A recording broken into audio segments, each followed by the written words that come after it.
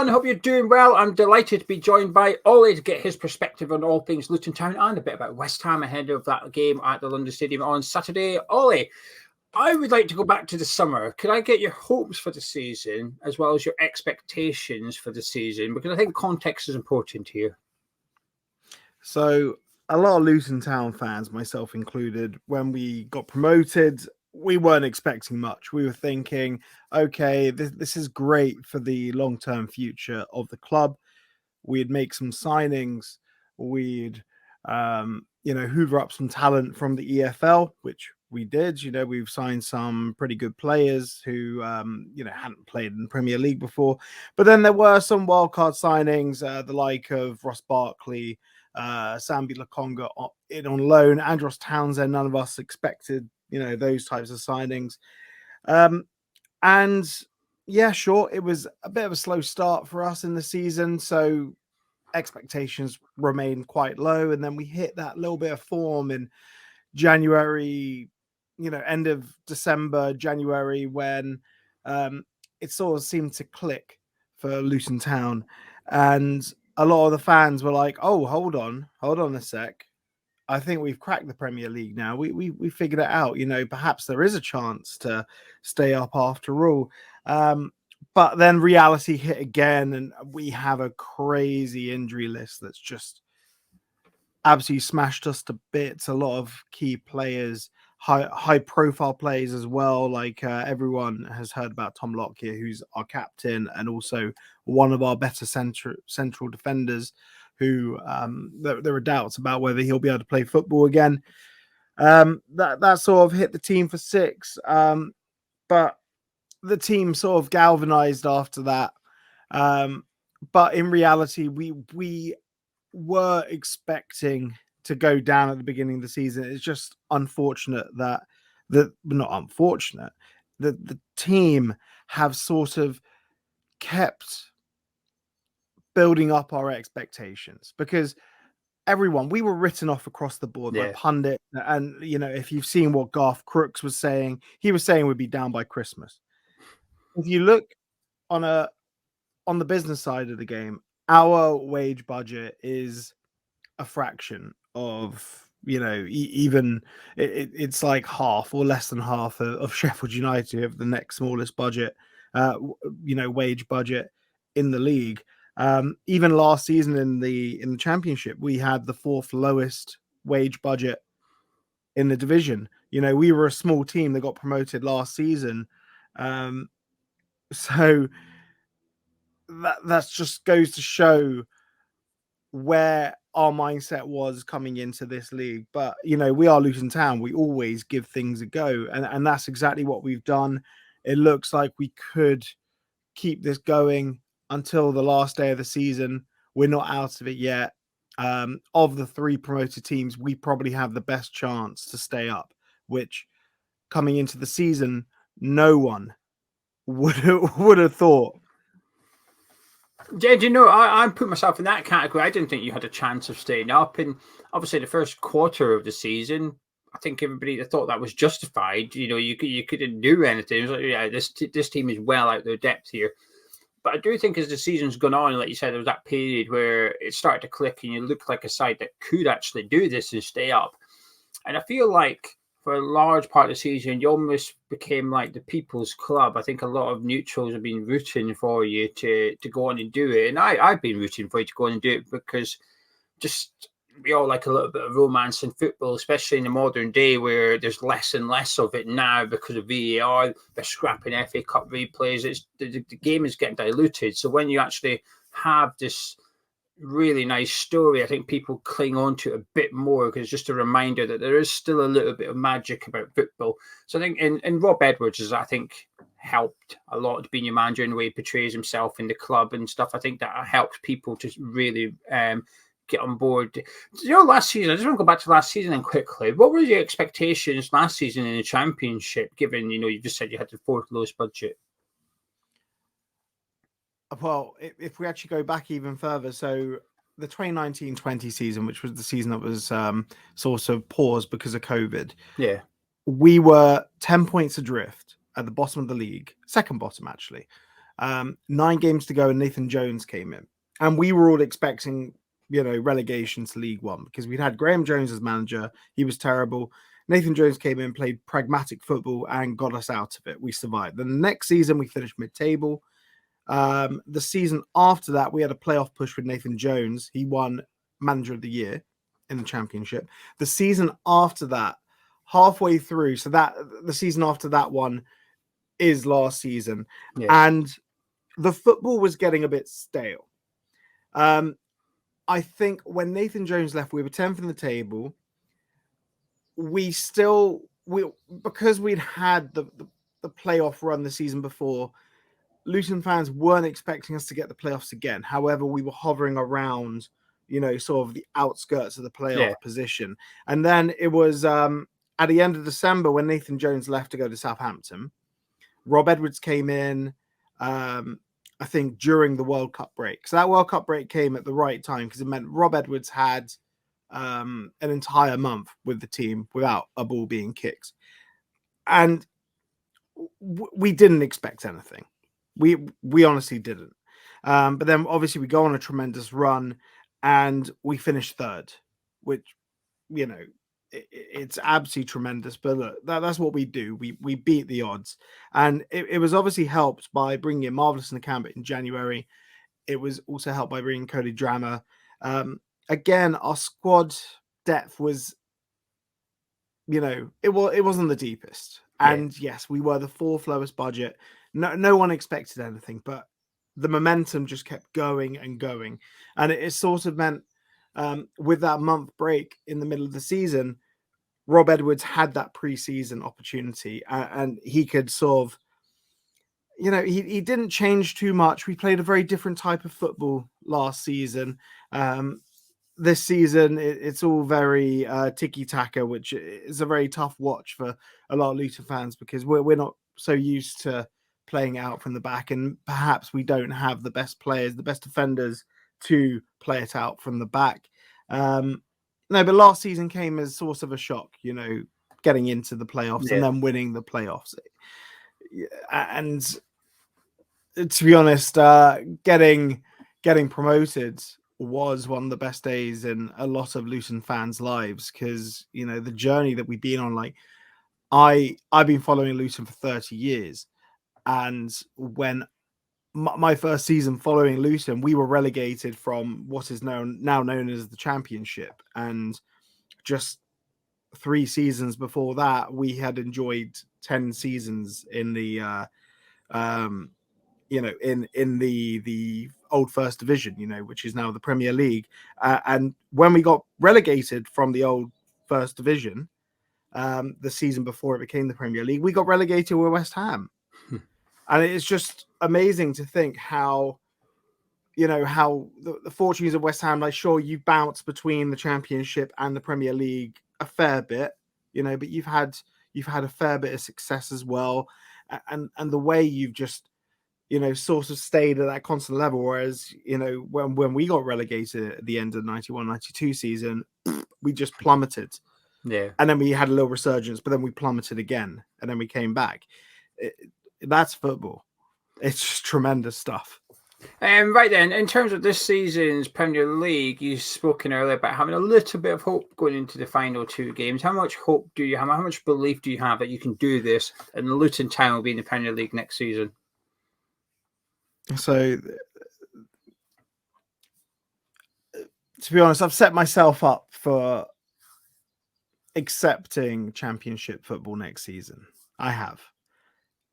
Providing I've set myself up for it, it means if we were to stay up, I would be very, very happy if we were to stay up. I'm not trying to give myself false hope. I've seen 6 relegations. I wouldn't cry over this one. I really wouldn't. I do feel the Premier League would be a better league for Luton being in it. I feel we've sort of brought a fresh approach to the Premier League as opposed to a team like Nottingham Forest, where it's their second season in the Premier League and they complain about literally everything that's going. You know, I'm sure you saw that statement. Everyone saw that statement that they put out after that game, where they was claiming that Stuart Atwell was a Luton Town fan. To be honest, what they do is it's quite embarrassing, and the way they conduct themselves from the top, from Marianakis downwards, is very embarrassing. And you know, the signings they make, like, come on, it's their second season in the Premier League, and they have, like, you know, they're in the top half for wage expenditure like every week. It's embarrassing. It's not sustainable either. So I would say that Luton would be a better fit for the Premier League because we are that plucky, fresh type of team, sort of like a Brentford, sort of like a Brighton, you know, where we're not. Well, no, I guess they are both bankrolled by quite wealthy men. You know, locally owned by fan clubs. You know, who would be a good fit for the Premier League. But no, I look, if we win our games, it's very doable. It's very doable to win our games. If we win our games, the last game between Forest and Burnley sets up a very important. It pretty much, you know, decides who's staying up, you know, between Forest, Burnley, and Luton. But I just hope it goes to the final day, and I hope Brentford can, you know, pull some magic out at Turf Moor. Yeah. Do you think you'll come back up if you go down? Of course, if you go down, do you think have your expectations changed now? So you're a team that would. I know this is going to sound really patronising, but essentially, I'll go for it. Become a bit of a yo-yo club for a few seasons while you're trying to get back in, but you're struggling. But we've seen teams do it in the past where they have been doing that. Then they're able to just stay in the Premier League because of all that money they've had coming in for a few seasons. Yeah, we're not going to live beyond our means. Unfortunately, the reality is we're in a 12,000 capacity stadium, so we can't realistically pay Premier League salaries. You know, we operate a hard salary cap anyway. Like, our top earners on 30k. You know, Ross Barkley on 30k, when considering like he was at Chelsea probably earning 200k or more. Who knows? If we go down, we would probably, you know, we wouldn't be a bottom four budget. We'd probably be a comfortably mid-table budget. The way Luton Town work, we don't bring in star power or you know, supreme talent. You know, we're not going out looking for like Adele Taratz or you know, Mavericks who will just like have that X factor. Yeah. We bring in the correct characters who can work as a team. So that's how we get from A to B. And that's how we got promoted last time. Team spirit. We don't have any outrageous superstars. We just have one cohesive team unit. So perhaps if we were to get relegated, we can keep some of the players together, bring in a few more recruits who are similar to the ones that are likely to go out. Then yeah, like we could probably have another playoff push. I think an important part is keeping Rob Edwards as well, because the players seem to respond to him. He's a very good manager. Sure, it's at times he's shown his tactical inflexibility. At times, you know, persisting with a 3-4-3 when we've only had one fit centre back for times this season.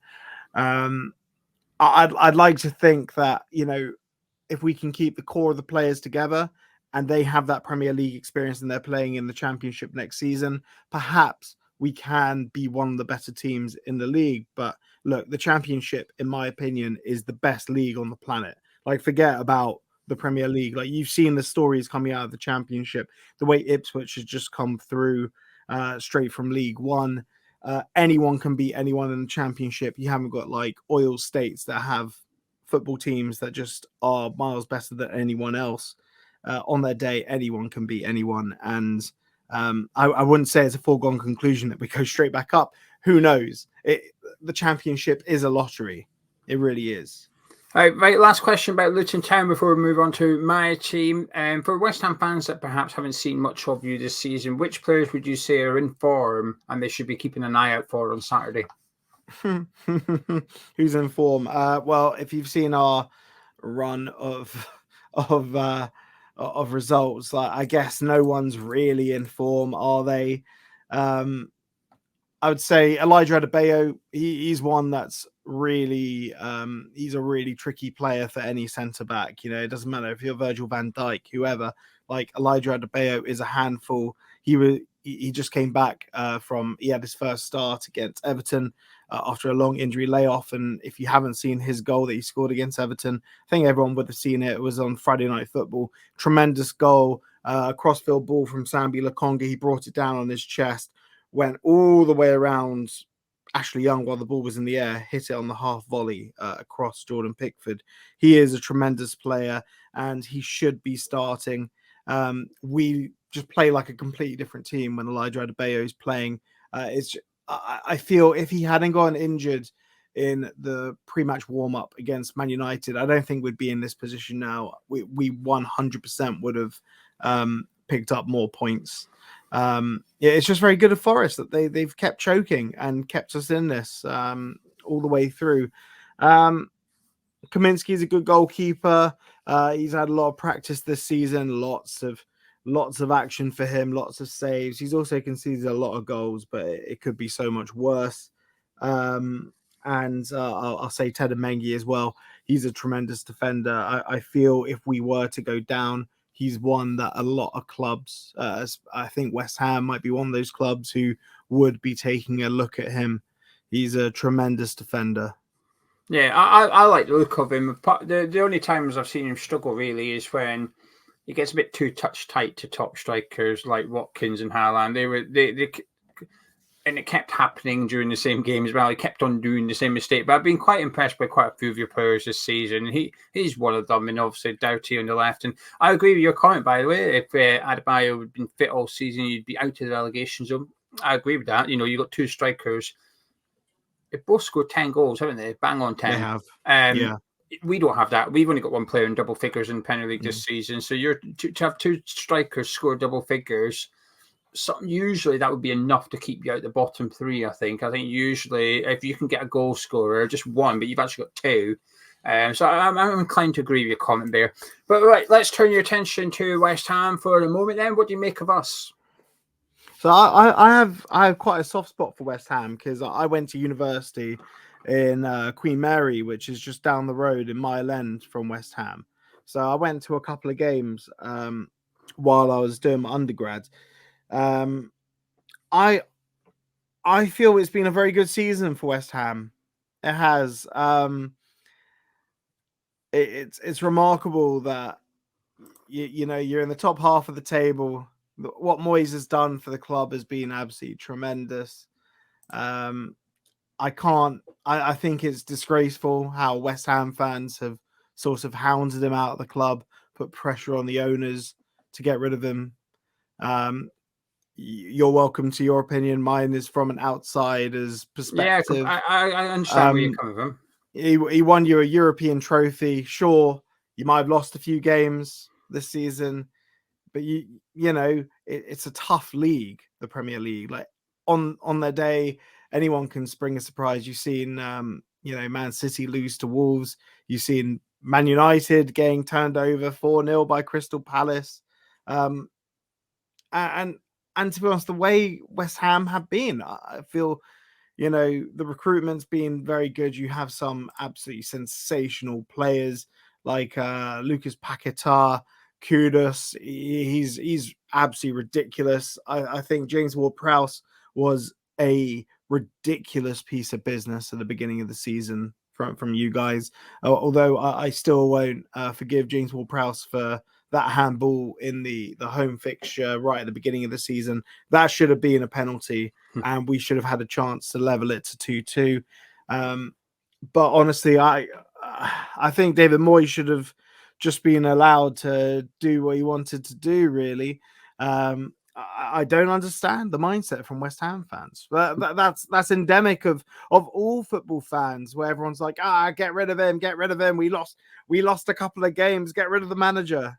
That's football. Without getting into a long debate, do you know what you said at the start of the video regarding Jones and how he got a bit stale? So he brought success, relative success by playoffs and manager of the year, but it went a bit stale. It's similar to that. I think it's not necessarily a results-based opinion. I can only speak for me here. It's not necessarily. We've not been great for a while. Our results have been.